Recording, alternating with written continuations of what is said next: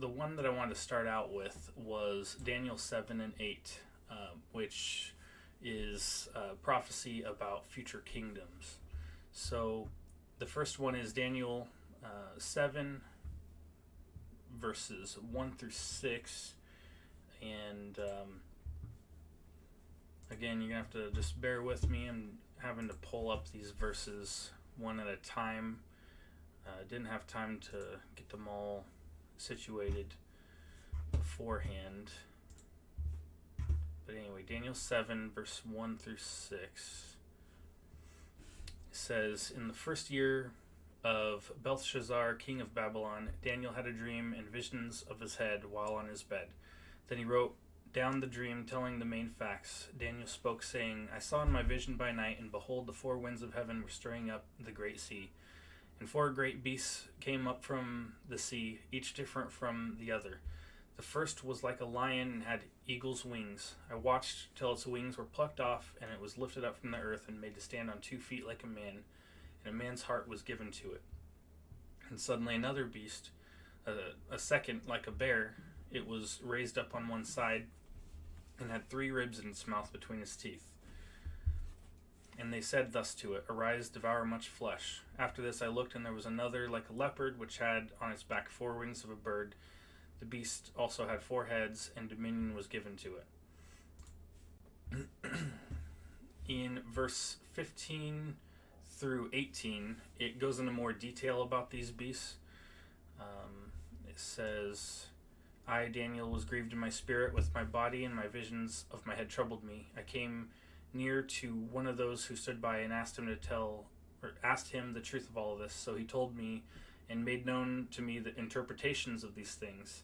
So starting out, I'm giving these verses that so these beasts, we don't really know what they are. When we hear it, it just sounds kind of weird to us, but we actually have an interpretation later in the verse. And I'm giving this as kind of, laying the foundation for how the first beast is interpreted, tells us how the other 3 beasts are interpreted. And so that gives us clues on who those people, those countries, or the people that these beasts represent.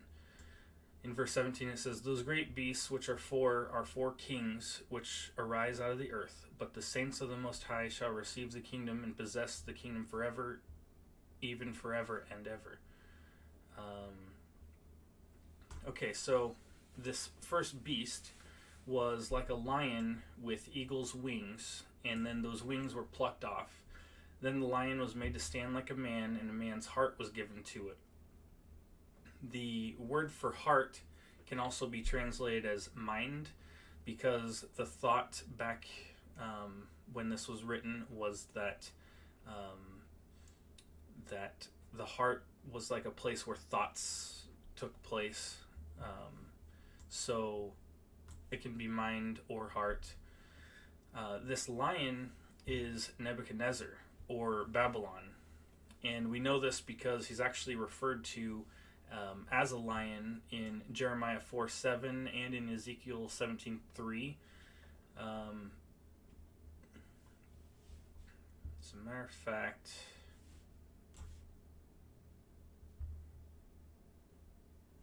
I felt like it was even in this verse, but maybe not.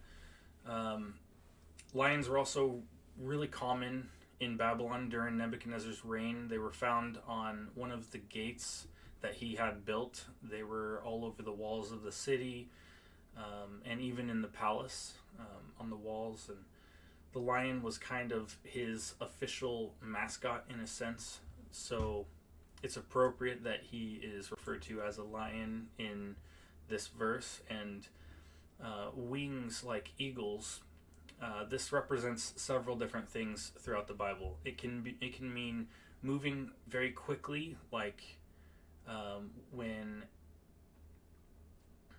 I can't think of an instance off the top of my head, but it represents moving very quickly. It also can represent sovereignty, authority, or dominion. The eagle is the king of the sky. The lion is the king of the land. And so this is This is to show his kind of dominance and sovereignty on the planet.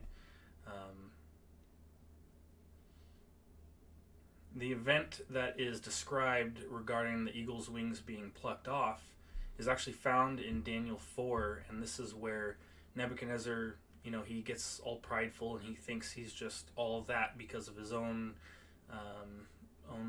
power and own abilities. And so God humbles him by making him lose his mind for 7 years, and he kind of becomes more like a beast than like a man.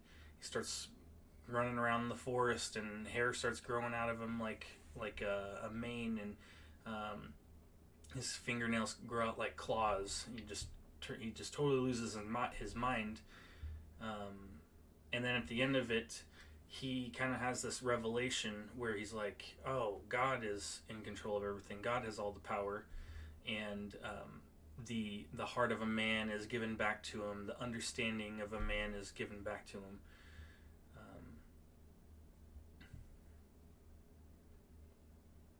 So then he starts recognizing all that God has done, instead of thinking he has done all this on his own authority, on his own power.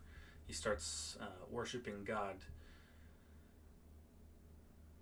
Now, this account is not a prophecy because Daniel was actually witnessing all of this take place. But it's important that we looked at this one because, like I said, understanding how this beast was interpreted will help us understand how the other beasts, who they are representing. So the next beast is a bear, and this is the kingdom that it's the kingdom that's going to come after Nebuchadnezzar, after the Babylonians, the kingdom that's going to wipe them out. And so this bear is the Medo-Persian Empire, and they are who took over the Babylonian Empire.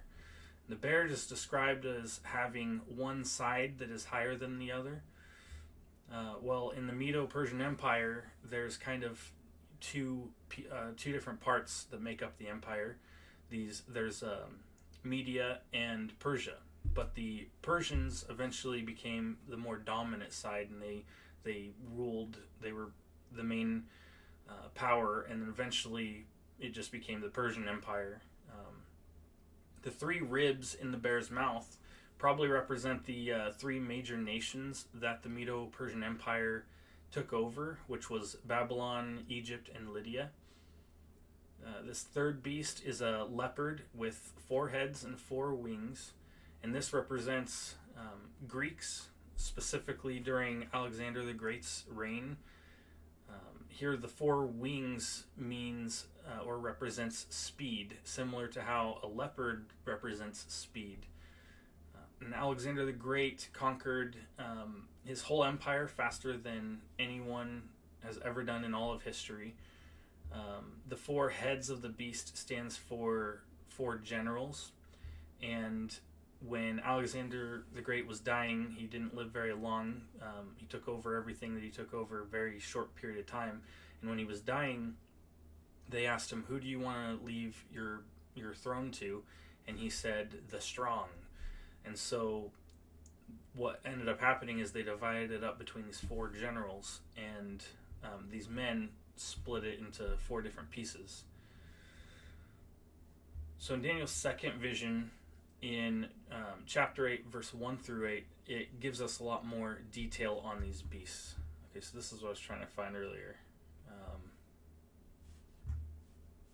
So chapter 8, verse 1 through 8. In the 3rd year of the reign of King Belshazzar, a vision appeared to me, Daniel, after the one that appeared to me the first time. I saw it in the vision, and so it happened while I was looking, that I was in Shushan, the citadel, which is in the province of Elam, and I saw it in the vision that I was by the river Ulai. Then I lifted my eyes and saw, and there standing beside the river was a ram which had 2 horns, and the 2 horns were high, but one was higher than the other. and the higher one came up last. I saw the ram pushing westward, northward, southward, so that no animal could withstand him, nor was there any who could deliver from his hand, but he did according to his will and became great. Okay, it goes on. And I was considering suddenly a male, and as I was considering suddenly a male goat came from the west, across the surface of the whole earth without touching the ground, and the goat had a notable horn between his eyes. Then he came to the ram that had 2 horns, which I had seen standing beside the river, and ran at him with a furious power. And I saw him confronting the ram.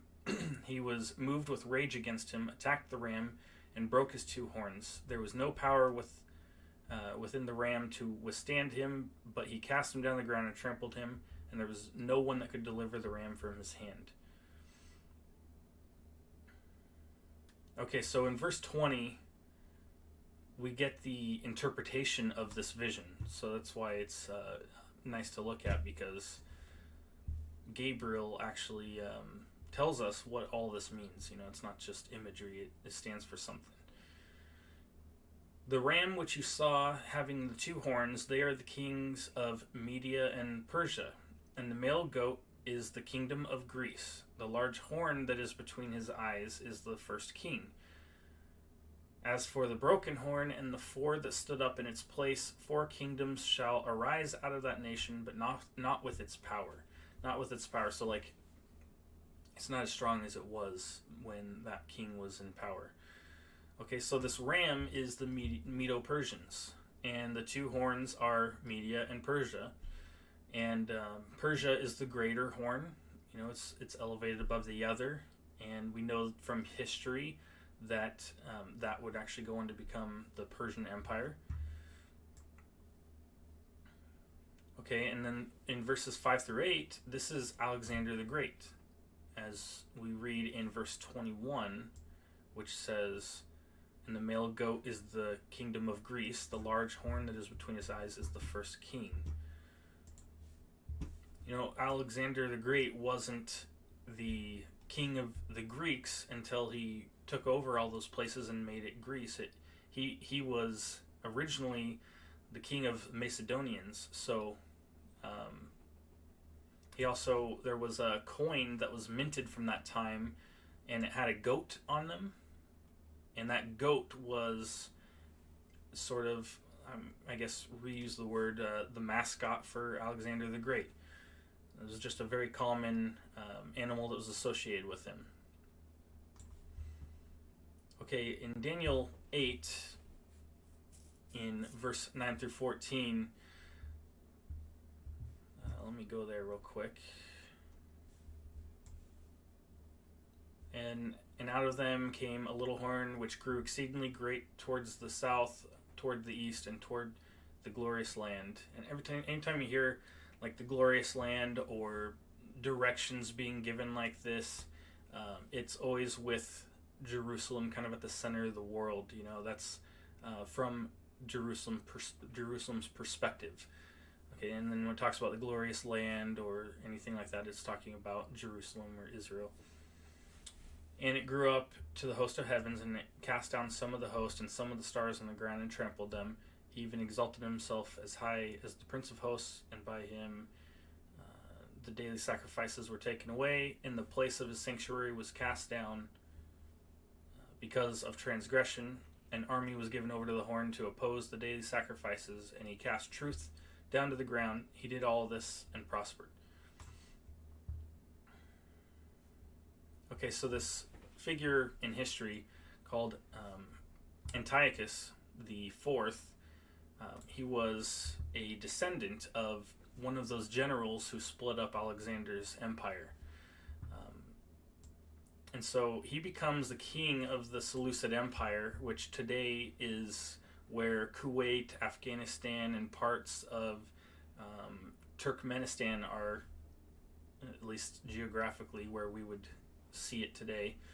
And he didn't do it the normal way. He wasn't in line to be king. He actually kind of deceived and maneuvered his way into the position.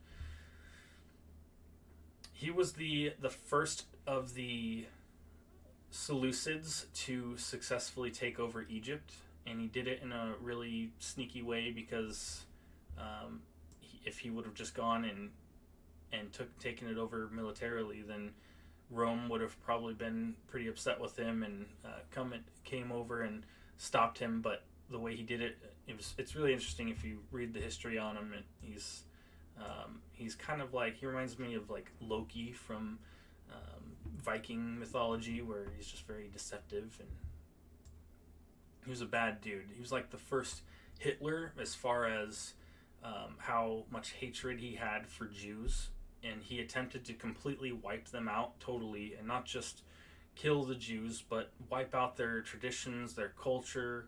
He put in a statue of Zeus in the temple and tried telling them to worship Zeus and make sacrifices to Zeus. I'm not going to spend a lot of time giving you the history on this guy, because there's a lot that you can go into, and it's just actually, one video I'd recommend you watching is Mike Winger has one that I really liked, and it's called Fulfilled Prophecy Part 3, and he gives tons of detail on this character, talks a lot about him, but for our purposes tonight, we don't really need to get into all that. The one thing I will mention is that in verse 14, it says that this figure will defile the temple and that it won't be cleansed for 2,300 days. And now we have the date that the temple was cleansed, which is December 25th, 164 BC, and this was after the Maccabean revolt. This is actually where the celebration of Hanukkah comes from, because after they finally won and they go back in the temple and they try to cleanse it, they have to burn this oil while they're cleansing the temple, but they only had one jar of pure oil. And so they started using this jar, and it takes them 8 days to make new pure oil. So they started trying to make some more pure oil, and God made this oil last the entire 8 days until they had produced more oil. And so that's what the celebration of Hanukkah is this the cleansing of the temple. So we have the date where the cleansing actually happened, and we can trace that date back 2,300 days, but there's no evidence or record showing the exact date that the temple was desecrated or when the timeline began. There wasn't like a day. So we shouldn't say that we know for certainty when that date began, because it just wouldn't be honest. But when traced backwards, it does match up to the correct timeline and time frame in the reign of Antiochus. And right around that time, they're trying to get the Jews to sacrifice to Zeus or else die. And this one guy in particular, who's a Jew, says he's going to do it. And I think it was the Maccabeans' father kills the guy and said, no, we're not doing that. And then the rebellion starts. So the timeline fits, it all matches up, but we just don't know the day that they killed that guy, or if that's the day that it would have started or anything like that. But still just very interesting and cool how it lines up with like that. Okay, so I'm going to go into some prophecies that Jesus fulfilled, and tonight is probably going to be a shorter night. I just didn't really have a lot of time to prepare too much, but I wanted to talk about these Jesus prophecies. I felt like that was kind of the pinnacle of this whole thing, and that's the cool stuff. I mean, all of it's cool to me. I think it's awesome. You look into the history and you see all this stuff, but just the amount of prophecies that are fulfilled by Jesus, it's kind of the meat and potatoes of this whole subject. Okay, and so this is like the best for last I saved, but I don't mean like the best examples necessarily. I just mean, Jesus is the best. So first off, I wanted to point out that it's pretty widely accepted by everyone, every reputable scholar or what have you, that the Old Testament was written hundreds of years before Jesus was on the scene. The Jews already had these scriptures. It's not like it was created after Jesus' time, or like modern day Christianity created it. The Jews had these scriptures already. They've had them for a long time at this point. Okay, so the Old Testament, it's safe to say that it was written before Jesus, and so we keep that in mind. Then when Jesus comes, we can see what he has fulfilled. The first topic I was going to bring up was his birth. Okay, so, and I don't have every single verse that Jesus fulfilled written down, because there's a lot. I can't remember the exact number. I gave it last week, but it was hundreds that just applied to Jesus's birth, death, ministry, and resurrection. So there's a lot, and if I just gave a list, it would probably not really, you wouldn't retain much of it. It would just be kind of boring, and although it's an exciting topic, it's just not really beneficial. So I gave some that I have some here, and if you really wanted to look at all of them, you could Google stuff. People have compiled lists, and so you could always do that. But this one here, I'm just talking about his birth right now. Okay, so in Genesis 12:3, I'm going to go there real quick. It says, okay, so this is the promise to Abraham. God's given Abraham a promise, and he's saying, I will bless those who bless you, and I will curse him who curses you, and in you all the families of the earth shall be blessed. Okay, so most people know God's promising Abraham to have so many descendants that they're comparable to the stars in the sky, and he's saying that the nations will be blessed through the lineage of Abraham. Well, Jesus' lineage is traced back to Abraham. On his mother and his father's side, it traces to King David, and then from there, David traces to Abraham. So Jesus fits that right away. Now, Genesis 28:14.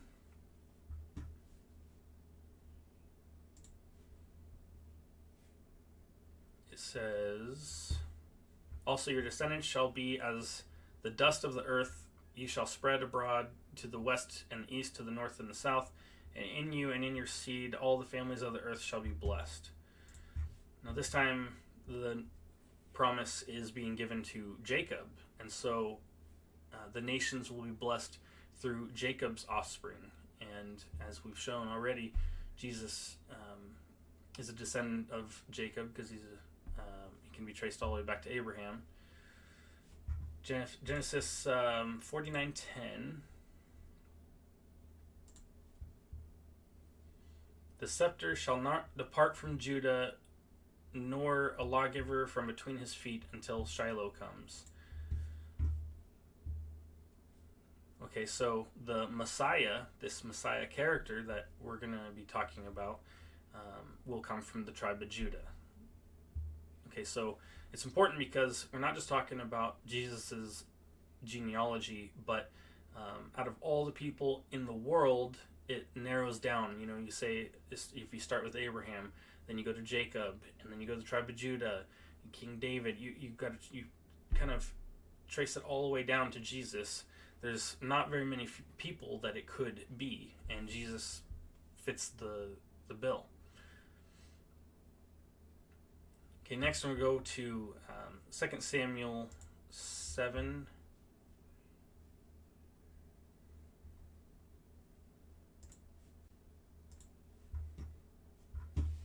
And it's verses 12 through 13. When your days are fulfilled and you rest with your fathers, I will set up your seed after you, who will come from your body, and I will establish his kingdom. He shall build a house for my name, and I will establish the throne of his kingdom forever. Okay, so David's offspring will establish an eternal kingdom. Well, Jesus did that. Isaiah 7:14.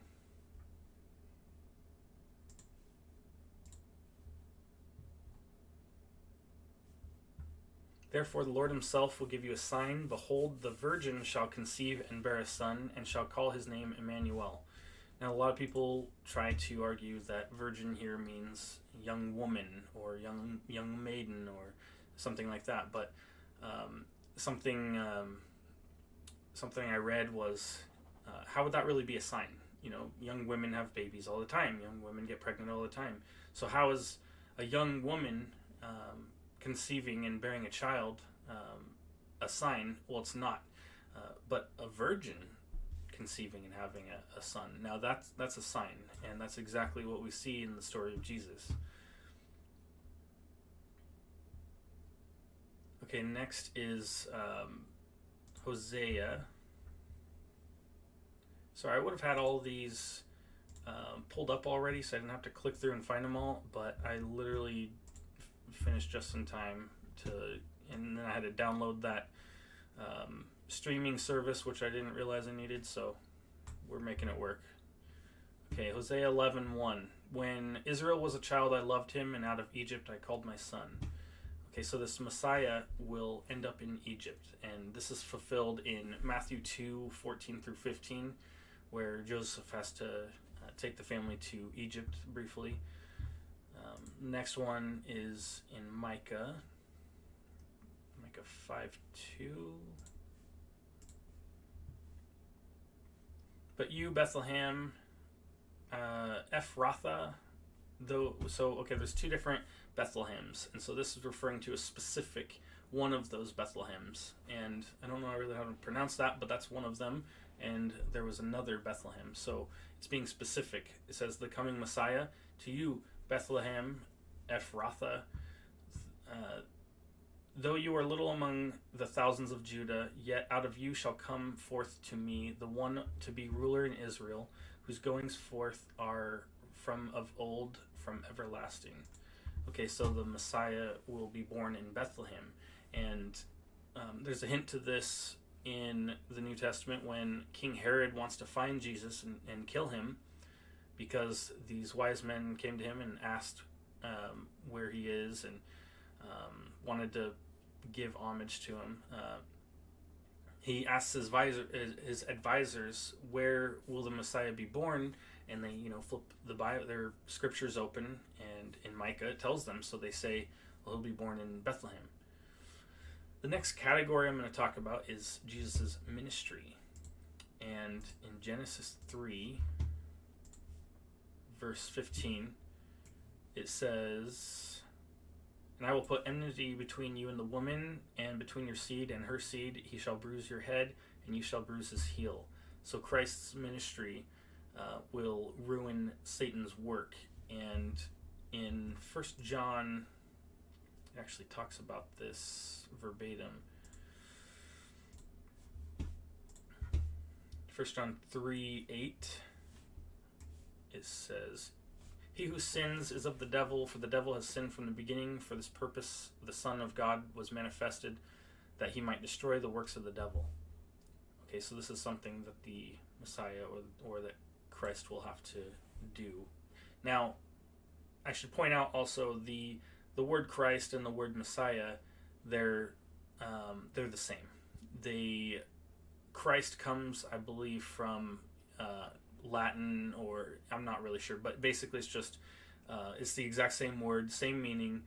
Messiah is just maybe I think that's just directly translated from Hebrew into English. I'm blanking on that, but the important thing is that Christ and Messiah is the same thing. So when we say Jesus Christ, we're saying Jesus the Messiah.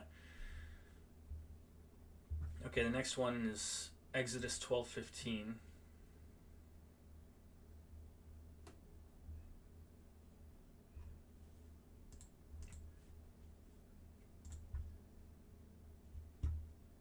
And this says, 7 days you shall eat unleavened bread. On the first day you shall remove leaven from your house. Whoever eats leavened bread from the first day until the seventh day, that person shall be cut off from Israel.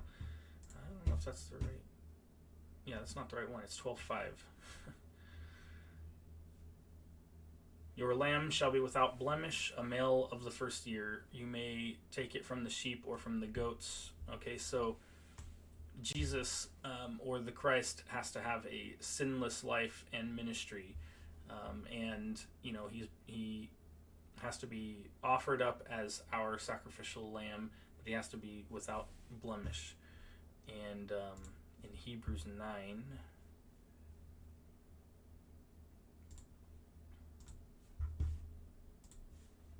verse 14, how much more shall the blood of Christ, who through the eternal Spirit offered himself without spot to God, cleanse your conscience from dead works to serve the living God? So that gives a little more, context there. Okay, so in Psalm, so what I'm going to do is I'll give you the verses. This is just kind of tedious and probably distracting for me to keep clicking through and find these verses and then read them to you. So I can give you the verses, you can write them down and read them later, and then I'll just give you my summary of what's going on. Okay, Psalm 78, 1 through 2, it says that the Messiah would teach in parables. Well, that's exactly what Jesus did. Jesus taught in parables. And then Isaiah chapter 6, verse 9 through 10, that these parables would fall on deaf ears. And real quick, I wanted to touch on that verse. This one I will go to because I have read this before. I've heard other people ask questions about this, and it can be confusing. And so I wanted to touch on it because I felt like just reading this verse, pointing people towards this verse, they may get confused, and I just wanted to clear up the confusion if I can. And he said, "Go and tell this people." Okay, so this is Isaiah being called by God to be a prophet, and God is sending him out, and this is what he's saying: "Keep on hearing, but do not understand. Keep on seeing, but do not perceive. Make the heart of this people dull, and their ears heavy, and shut their eyes, lest they see with their eyes, and hear with their ears, and understanding with their hearts, and return and be healed." Okay, so it's sounding like, at first glance, when you read that, it sounds like God's saying, shut their eyes, cover their ears, so that they won't understand, because then they would turn and be healed. And so you have to read it in context for one, and also it just in English it sounds deceiving. It sounds like it's saying something that it's not. So God is not saying that all these people would have been saved had this not happened. That's not what's going on here. And the easiest explanation that I can give is that the passage is using rhetorical language to make a point. So an example of this would be like if you had a coach or a personal trainer and they said to you, eat whatever you want, sleep in, take the day off. You don't really need to work out or prepare for this big game coming up. I'm sure you'll do perfectly fine just being a lazy bum. So this is like a way of motivating people to change their ways or to do something by using sarcasm or the rhetoric. And we know that this is going on because of the context of the verse. Because in the very next chapter, God is pleading with the king Ahaz to repent and to turn to him. And then later on in Isaiah 30, verse 15, Isaiah writes, "In repentance and rest you will be saved." So it's not like God sent Isaiah to keep these people from repenting, but rather that he knew that they wouldn't repent.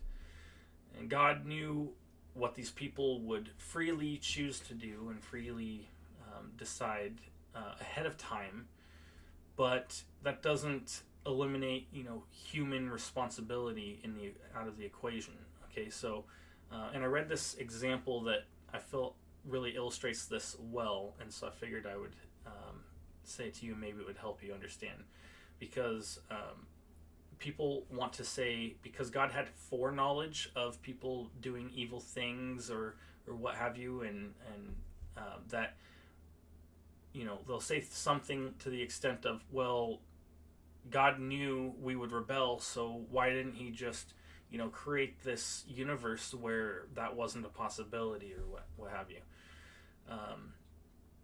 And so this example is the difference between a thermometer and a thermostat. Okay, while a thermostat changes or controls the temperature of the house, the thermometer just measures or knows the temperature. God knew who would and would not repent, but he never forces someone to repent or to obey or disobey. The blame can only be laid on us for our free will or using our free will in a negative way. Okay, so not sure if I did that justice, but figured I'd just take a little detour there. The next one is Isaiah 9, verses 1 through 2, and it's saying that this Messiah's ministry would begin in Galilee, and that's exactly what happened with Jesus. He began to preach in Galilee in Matthew chapter 4, verse 12 through 17. Zechariah 9:9, the Messiah would have to come to Jerusalem on a donkey, and we know from the story that is what happened. Isaiah 11:10 and 42 1 through 4, it's saying that the Messiah would draw the Gentiles to himself, that his ministry would be for the Gentiles as well. Isaiah 35, verses 5 through 6, that Jesus, or that the Messiah, would have a miraculous ministry, that he would be healing the blind, that he would be performing miracles. Isaiah chapter 40, verse 3 through 4, someone would come before the Messiah, preparing the way for him, and that's what happened with John the Baptist. He will, and then John the Baptist, or not John the Baptist specifically, but this one who came before the Messiah would come with the spirit of Elijah, and that's found in Malachi chapter 4, verses 5 through 6. Well, that's fulfilled in Matthew 11, 10 through 15. Okay, Isaiah 53:5, the Messiah would be rejected and despised. In Isaiah 61:1, that the Messiah will set captives free. In Daniel 9:24, the Messiah will put an end to sin. And I don't think that means we're not going to sin anymore, at least on this side of heaven. But when we die and go to heaven, we will be sinless. So he put an end to sin. Zechariah 11:12 through 13, he will be betrayed for 30 pieces of silver. And that's fulfilled in Matthew 27, verses 6 through 10. Okay, and now the last category, I'm going to talk about his death. In Zechariah 12:10, the Messiah will be pierced. And this one I do have a pretty good list for you. If I could find it.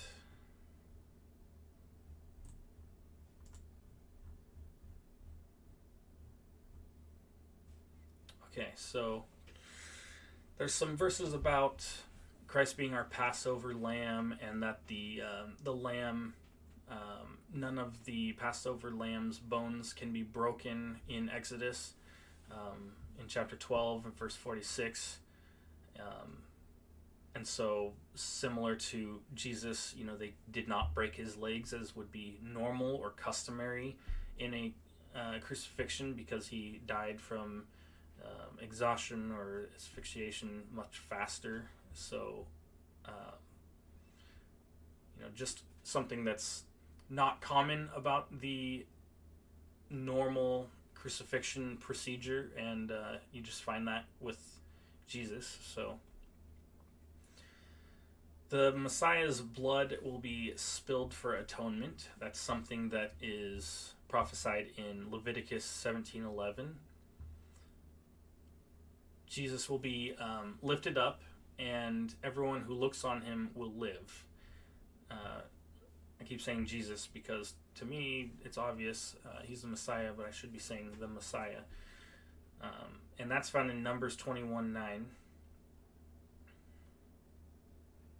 The resurrection of the Messiah is actually prophesied, which is interesting because it wasn't actually really a Jewish understanding that the Messiah would be resurrected, even though it can be found in the Old Testament. It's just not what was really commonly. They didn't even have a word in their language for a spiritual resurrection. So they did have words for physical resurrection, just no spiritual resurrection. So it's just interesting. Anyway, in Job 19, verses 23 through 27, the resurrection of Christ is, Christ is prophesied. The Messiah would be forsaken, and you find that in the Psalm 22, 1 verse that Jesus quotes, my God, why have you forsaken me? The Messiah would be scorned. In Psalm 22, 8, Jesus was obviously scorned. The Messiah's suffering would include thirst. That's found in Psalm 22, 15, and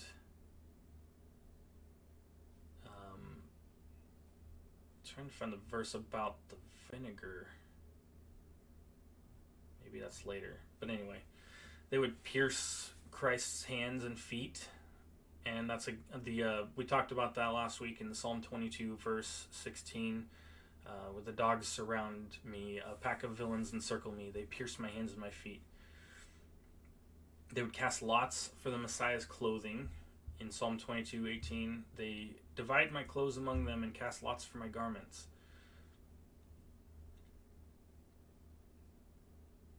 The Messiah will cry, into your hands I commit my spirit. It's just amazing the level of detail that these prophecies do. It's not like some sort of, really vague estimation or something that you'd see with someone like Nostradamus or whatever, where he had these kind of poems that he wrote, these 4-line poems, and he basically would say these things that actually tended to happen periodically throughout history. And so they're not really even prophecies. They're more like, well, this happens all the time, and but a lot of people really latch onto that and kind of freak out and lose their mind. But it's not like Nostradamus is saying, this Messiah character, he's going to, have his hands and feet pierced. He's going to be rejected by his people. He's going to say, into your hands I commit my spirit. Just the amount of detail that go into these prophecies. There's nothing like it anywhere else in the world. So in Psalm 31:5 it says, into your hands I commit my spirit, deliver me, Lord, my faithful God. And then Jesus fulfills that in Luke 23:46.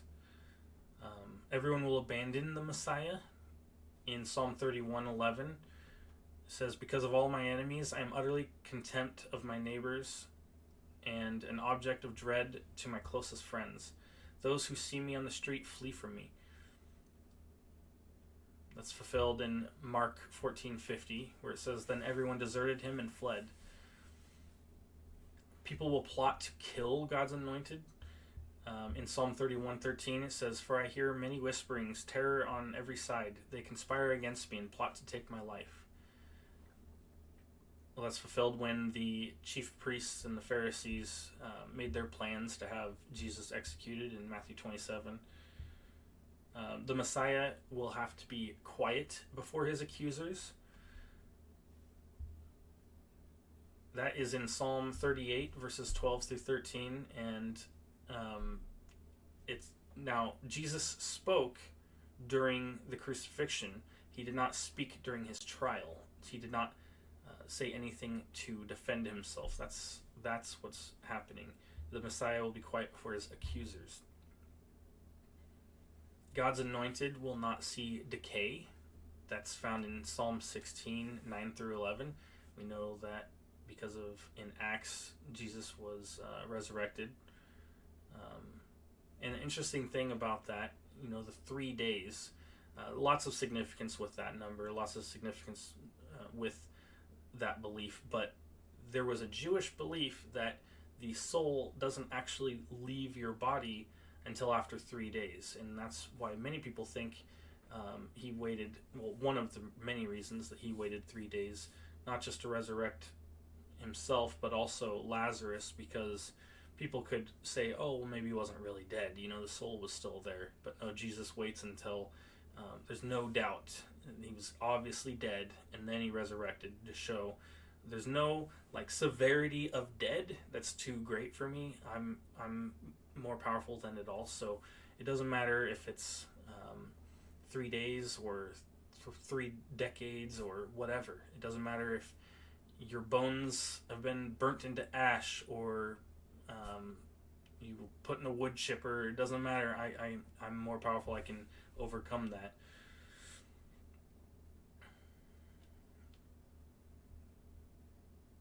Okay, here's the vinegar one. Christ's thirst will be quenched with vinegar and gall. Gall is kind of like stomach acid or something like that. And in Psalm 69:21, it says, "They put gall in my food and gave me vinegar for my thirst."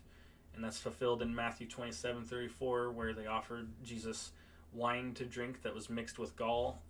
And then after tasting it, he refused to drink it. And when it's not like they're giving really good wine to people who are being executed and dying. When wine sours, it turns into vinegar. So the Messiah's resurrection is predicted in Psalm 118, verses 17 through 18. It says, "I will not die but live, and will proclaim what the Lord has done. The Lord has chastened me severely, but he has not given me over to death." Now it's fulfilled in Luke 24, 5 through 7. Another one about the Messiah conquering death is Isaiah 25, 7 through 8.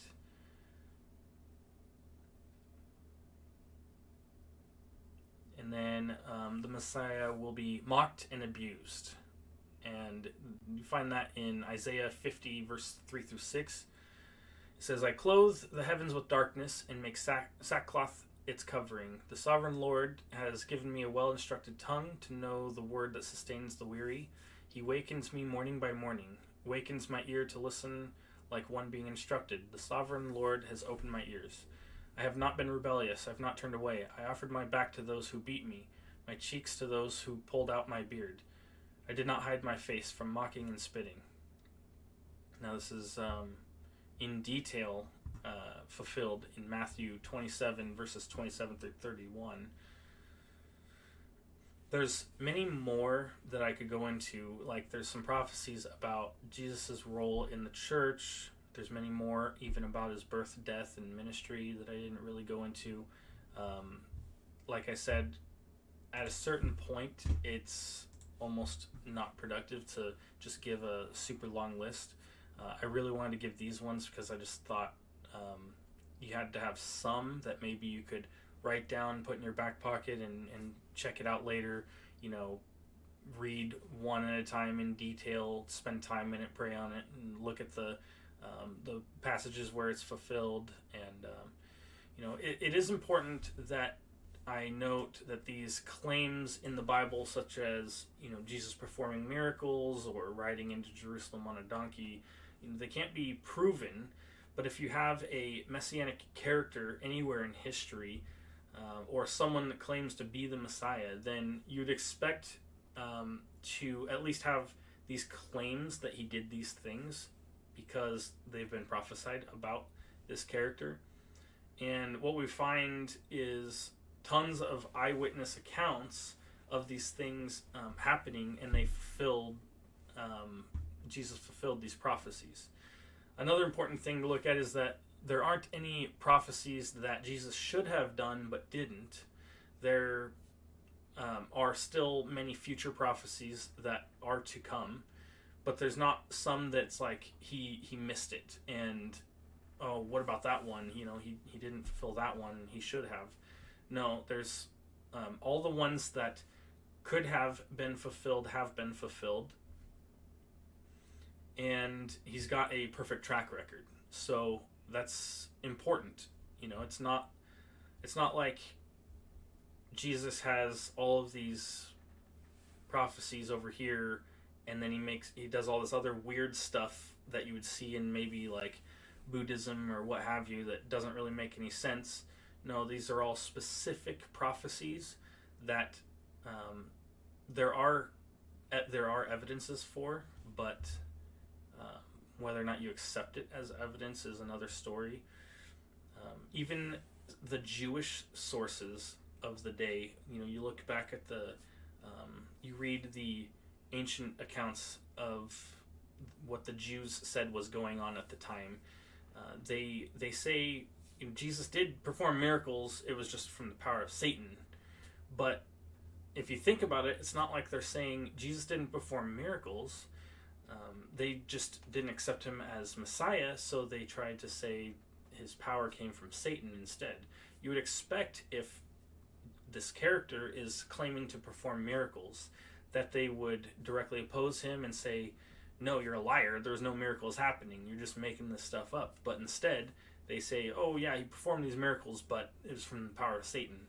It's just interesting. You almost have a attestation that he did do miracles by them not calling him a liar, basically.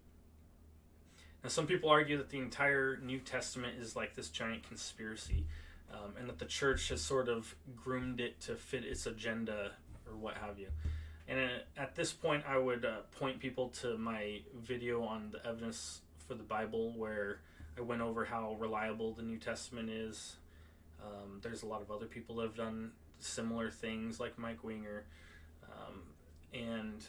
But we actually have original documents that were found in the cave, Dead Sea Scrolls. They're near the Dead Sea, and these were original documents from as early as 30 years after the time of Jesus that have all of the New Testament written in Greek or Hebrew.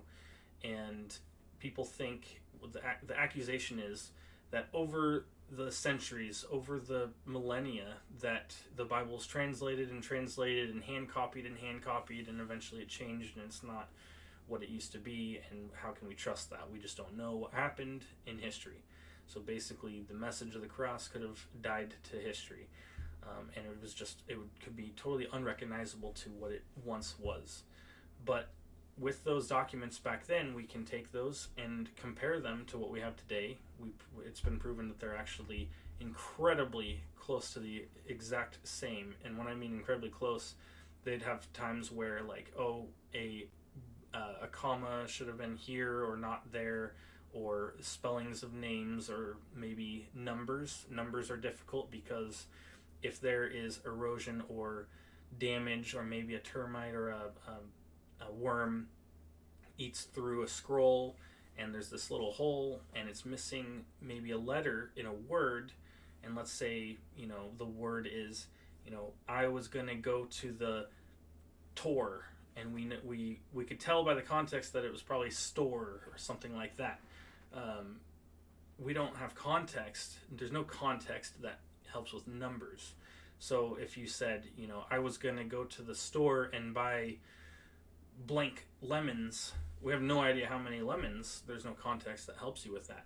And so with things like numbers, it really doesn't matter if the numbers are off a little bit. It would be much more important if, let's say, the whole meaning of the verse, or the whole the message of the cross or the gospel, if that was different. Now that's something that we can argue about and that would be a really big deal.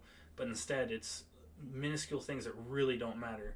Nothing that actually affects the message that's trying to be that is being given to us through the Bible. And the other cool thing is we have these original documents.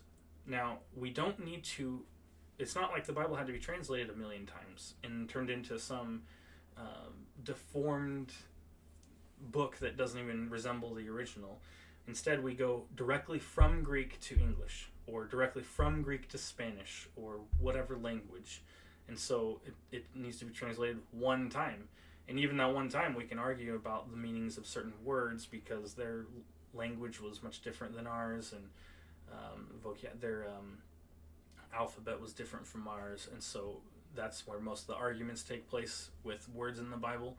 But the meaning of the Bible does not get lost because of history and translations, like the attack would claim. So what you have to ask yourself when you hear about all these prophecies is who else in all of history could have possibly fulfilled all of these prophecies? Who else fits this description, fits the bill? No one else has ever had the kind of impact on the world as Jesus Christ, the Messiah, has. This is a character 2,000 years ago that lived on Earth, and if he was just a man, if he was just some dude, he would have faded away with history just like every other great man. You think there hasn't been influential and great people that have lived in history? Well, none of them have really affected the world too far past their death. But Jesus Christ, 2,000 years, and he's still one of the most influential characters in our lives today. People all around the world, that whether we live in Western America, and we worship an Eastern God of the Jews. I mean, it wouldn't make any sense except for Christ as the Messiah. There's still many, many more prophecies I didn't even touch on that you could always, do a Google search and find hundreds of them listed and then go through them if you really wanted to.